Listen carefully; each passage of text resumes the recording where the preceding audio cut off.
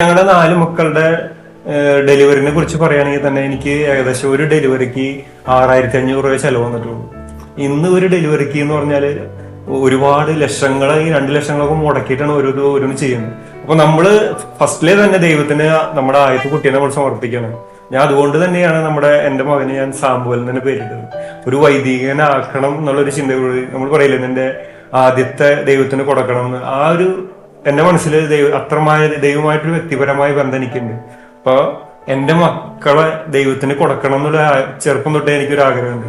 അപ്പൊ ഈ പ്രസവങ്ങളുടെ സമയത്ത് എന്റെ ഭാര്യയുടെ അപ്പൻ വിളിച്ചു പറയും, ഇതാ ഇന്നമാതിരി കുട്ടി ജനിച്ചു, ആൺകുട്ടിയാണ്.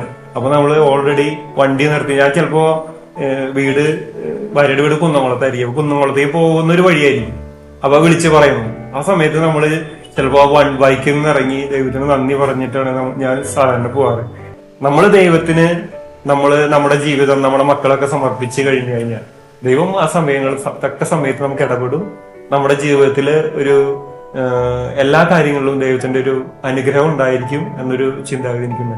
വ്യക്തിപരമായ പ്രാർത്ഥന എന്റെ ജീവിതത്തിൽ ഇപ്പോഴും ഉണ്ടായിട്ടുണ്ട്.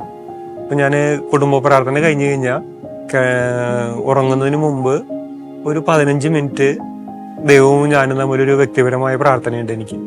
അത് എന്റെ മക്കളെ ഞാൻ അനുഗ്രഹിച്ചുകൊണ്ട് വചനത്തിലൂടെ തന്നെ അനുഗ്രഹിച്ച് അവരെ പ്രാർത്ഥിച്ച്, എന്റെ ഭാര്യയ്ക്ക് വേണ്ടിയൊക്കെ ഞാൻ പ്രാർത്ഥിച്ച്, എന്റെ എന്റെ അയൽവക്കത്തുള്ള രോഗികള്, പിന്നെ മരണപ്പെട്ടു പോയവര്, പിന്നെ എന്റെ ബന്ധുമിത്രാദികൾ മരണപ്പെട്ടവർ, ഇവരൊക്കെ ഞാൻ എന്റെ മനസ്സിലേക്ക് കൊണ്ടുവന്നിട്ട് ഞാനത് ദൈവത്തിനോട് ഓരോ കാര്യങ്ങളും പറഞ്ഞ് പ്രാർത്ഥിക്കും.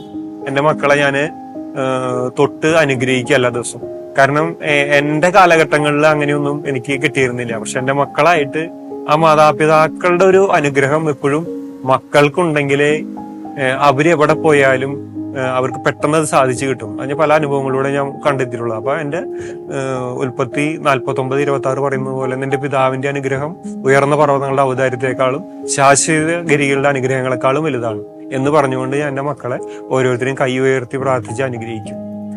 അതേപോലെ തന്നെ അവര് ഗർഭാവസ്ഥയിലാണെങ്കിലും കൈവച്ച് പ്രാർത്ഥിക്കാറുണ്ട്. നമ്മുടെ ലോകത്തിന്റെ ആത്മീയ തറവാടാണ് പോട്ടാശ്രമം. ഈ പോട്ടാശ്രമം ഞങ്ങളുടെ ജീവിതത്തില് ഒത്തിരി ബന്ധങ്ങളുള്ളതാണ്. അപ്പൊ ഞാൻ ചെറുപ്പം തൊട്ട് പോട്ടാശ്രമത്തില് വെള്ളി ശനിയാഴ്ചകളിലൊക്കെ പോയിരുന്ന വ്യക്തിയാണ്. അത് തുടങ്ങിയതിന് ശേഷം പിന്നെ 95-ല് നമ്മൾ ധ്യാനം കൂടിയിരുന്നു. എനിക്കൊരു ആക്സിഡന്റ് ഒക്കെ ഉണ്ടായിരുന്നു. ആ ആക്സിഡന്റിന് ശേഷം ഞാൻ അവിടെ ധ്യാനം കൂടി. അതിനുശേഷം മിക്ക ശനി അല്ലെങ്കിൽ വെള്ളിയാഴ്ചകളിൽ, സാധിക്കുന്ന വെള്ളിയാഴ്ചകൾ പോട്ടാശ്രമങ്ങളിൽ പോകും. അപ്പൊ ആ ഭാര്യേനെയും കല്യാണം കഴിഞ്ഞതിന് ശേഷം ഭാര്യേനെയും കൊണ്ടുപോകും. കാരണം നമ്മൾക്ക് ഒത്തിരി അനുഭവങ്ങൾ പോട്ടാശ്രമം വഴി നമുക്ക് ഉണ്ടായിട്ടുണ്ട്. അപ്പൊ നമ്മുടെ തൊട്ടടുത്താണ് തന്നെ. ഇവിടെ നിന്ന് ഇപ്പൊ ഒരു 4-4.5 കിലോമീറ്റർ പോയി കഴിഞ്ഞാല് കോട്ടയില് എത്താം. അപ്പൊ ബൈക്കിന് പോകും. അപ്പൊ വൈഫിനെ കൊണ്ടുപോകും. പ്രഗ്നന്റ് ആണെങ്കിലും അവിടെ പോയി പ്രാർത്ഥിക്കും, വചനം കേൾക്കും. ഏകദിന, അതായത് ശനിയാഴ്ചകളിലാണെങ്കിൽ ഞങ്ങൾ കാലത്ത് പോയിട്ട് വൈകിട്ട് വരെ ഇരിക്കും. ധ്യാനം കൂടി ഒരു 1 ഡേ ധ്യാനം കൂടി പോരും. സെക്കൻഡ് സാറ്റർഡേയില് കുട്ടികളെയും കൊണ്ട് ബൈക്കിന് പോകും. എന്നിട്ട് അവരവിടെ കുട്ടികളുടെ ഒരു ധ്യാനം ഉണ്ട്.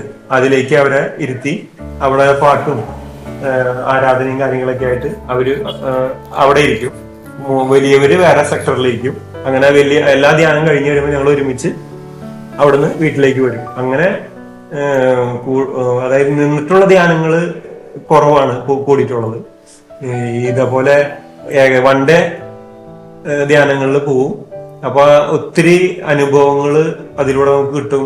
പോട്ടാശ്രമത്തിലൂടെ ഇപ്പൊ നമ്മളുടെയൊക്കെ ഒരു വ്യത്യാസം, എന്റെ ജീവിത രീതിയൊക്കെ മാറാനുള്ള ഒരു കാരണം പോട്ടാശ്രമമൊക്കെയാണ്. കാരണം ഈ ധ്യാനങ്ങളും വചനങ്ങളൊക്കെ കേട്ട് ഒത്തിരി അനുഗ്രഹങ്ങൾ എന്റെ ജീവിതത്തിൽ ഉണ്ടായിട്ടുണ്ട്. അപ്പൊ എന്റെ മക്കൾക്കും അത് ഉണ്ടാവണം എന്നുള്ളൊരു ആഗ്രഹത്തോടു കൂടി തന്നെയാണ് ഞങ്ങൾ ഇവരെ കൊണ്ടുപോകുന്നത്. ഇപ്പൊ സാധിക്കുന്ന ദിവസങ്ങൾ കൊണ്ടുപോകും. പിന്നെ പെട്ടെന്ന് നമുക്കൊരു വിഷമം തോന്നി, ബുദ്ധിമുട്ട് തോന്നി, നമ്മൾ പോട്ടാശ്രമത്തിൽ ചെല്ലും. കൗൺസിലിംഗ് ഉണ്ട്, കുമ്പസാരുണ്ട്. ഒന്ന് പോയി കുമ്പസാരിക്കും. അപ്പൊ ഒന്ന് ഫ്രഷായി, നമ്മുടെ ജീവിതത്തിൽ ഒന്ന് ഫ്രഷായി, ചിലപ്പോ നമ്മുടെ മനസ്സ് നൊന്ത് നമ്മളൊന്ന് ഈശോയോട് കരഞ്ഞ് പ്രാർത്ഥിക്കും. അപ്പൊ നമ്മുടെ ഒരു പ്രകാശം നമ്മുടെ മനസ്സിന് കിട്ടും.